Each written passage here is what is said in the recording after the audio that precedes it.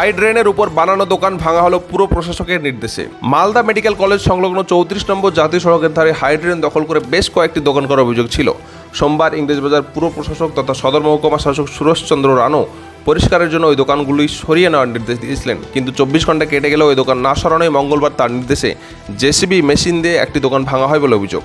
বাকি দোকানদাররা 24 ঘন্টা সময় নেন দোকান সরিয়ে নেওয়ার জন্য। উল্লেখ্য, অল্প বৃষ্টিতে জলমগ্ন হয় সারা শহর।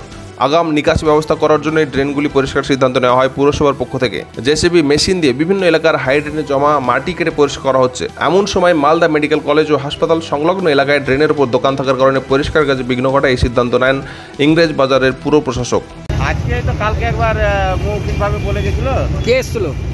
পিএম সাহেব এসেছিল, হ্যাঁ, যে এই জায়গাগুলো একটু পরিষ্কার করতে হবে, ড্রেনটা পরিষ্কার করবে, আপনাদের মালটালগুলো সরিয়ে নেবে।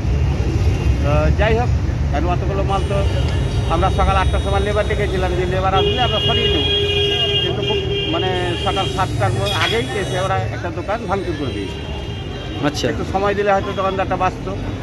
হ্যাঁ, মার্কেটে অনেক দোকানদার আছে, একটা দোকানদারেরই বলি হয়।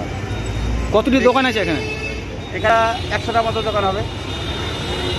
এখন কি নির্দেশ দিলেন আপনারা, কি বললেন প্রশাসনকে? এখন আমরা চাইছি যে আমাদের একটু সময় দেওয়া হোক, আমরা মালগুলো সরিয়ে নেবো, আমরা প্রশাসনকে সাহায্য করবো।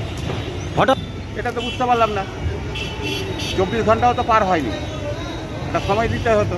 কি জন্য ভাঙবে ওটা জানিয়েছিল? হ্যাঁ, ওরা ড্রেন পরিষ্কার করবে বলে জানিয়েছিল।